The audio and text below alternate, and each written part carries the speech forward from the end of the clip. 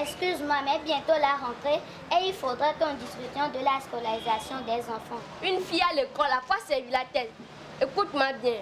Elle restera à la cuisine auprès de toi pour que tu fasses une bonne ménagère.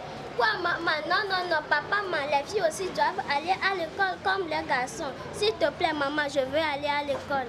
Je m'appelle Vincent Clavel, je suis étudiant en master théâtre et culture du monde à Besançon. Et donc je suis au Togo pour un mois, en stage dans l'association ARE, présidée par ma mère qui est mon maître de stage au Togo.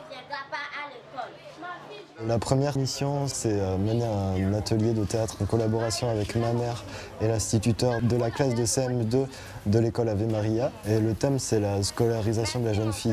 Vous êtes chaleureux après? Vendredi après-midi, on fera une répétition avec les costumes et les décors.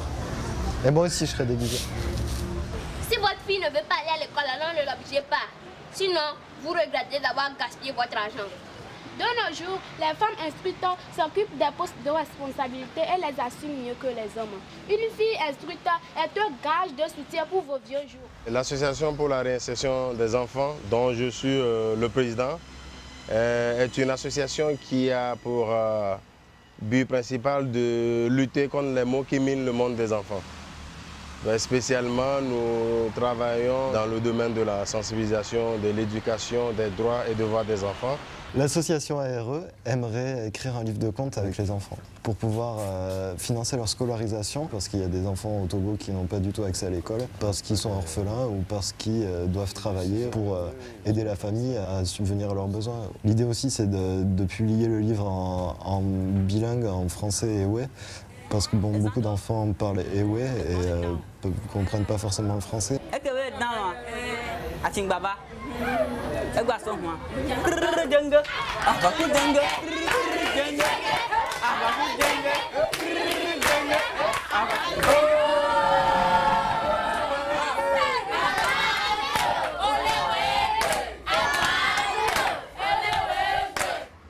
Ma mission, c'est d'écrire le projet de livre de contes, voir comment on peut trouver les financements.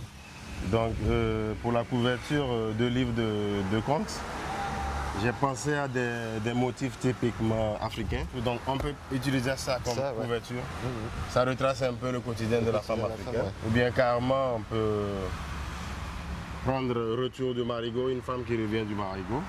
Le marigot, c'est quoi? Oui, du marigot. Le marigot, c'est un peu la rivière, quoi. Une femme qui revient de la rivière, elle est allée chercher de l'eau et tout.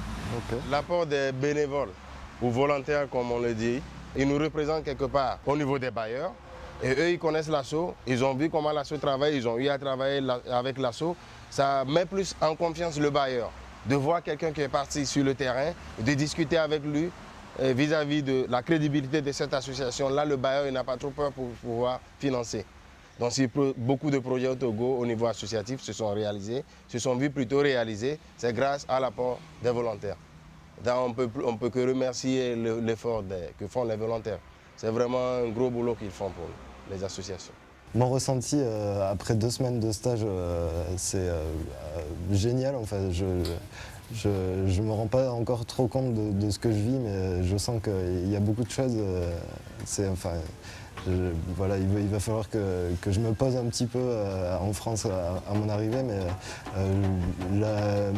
tout est formidable. Sur les projets qu'on mène, c'est pareil, c'est assez hallucinant. Tout ce qu'on m'a apporté et tout ce qu'on me donne à faire ici. Et ça me donne envie de mener à bien ces projets et d'y aller à fond, quoi.